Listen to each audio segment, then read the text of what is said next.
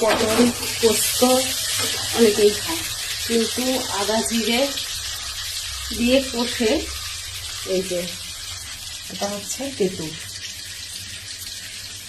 তেঁতুল দিয়ে টক টক ঝাল কে খায়, মানে কে খায় বলতে কারা কারা খাও, আর তাদের কেমন টেস্ট লাগে সেটা অবশ্যই জানিও, কেননা আমাদের তো খুব ভালো লাগে, আমরা খাই।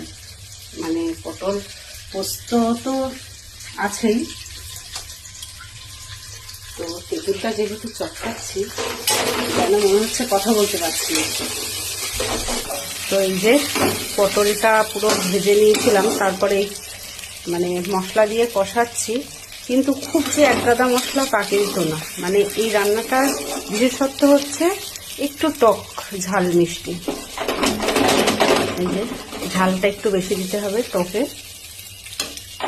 আর এই যে এটা হচ্ছে তেঁতুল, যেহেতু অল্প পটল আর তেঁতুলটা আমার নতুন তেঁতুল, তো সেই জন্য সাদা সাদা লাগছে।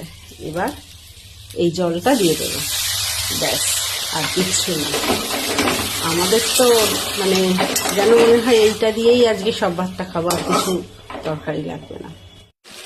তো পটলের ঝালটা কিন্তু আমার একদম রেডি, দেখো একদম গামাখা মাখা, মানে তেল ছাড়া মতো এরকম। এটা যেহেতু মশলা কম আর ঝাল একটু শুকনো শুকনো।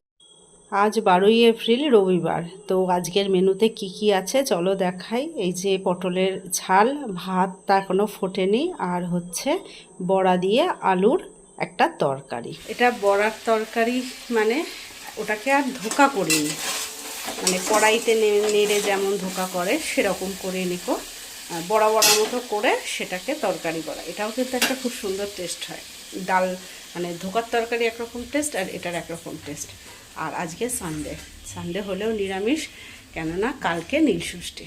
মায়েরা তো ষষ্ঠী করবেই, আর কালকে আমাদের বাড়িতে টোটালি ভাত হবে না, মানে সবাই হিসাব মতো উপোস বলতে লুচি ময়দা এইগুলো খাবে। মেয়েরাও সকালে যে মহাদেব বাড়ি আসবে, তাদের মাথায় জল দেবে, সেটা দেখাবো। তো সেই জন্য আজকে আমাদের নিরামিষ খেয়ে থাকতে হয়। তো আর কালকে ওই পুজোর জন্য, সেই জন্য মানে সানডে হলেও নিরামিষ। আর কে কাদের কাদের এই নিয়মটা আছে যেরকম আগের দিন নিরামিষ খেতে হয়, অবশ্যই জানিও কিন্তু।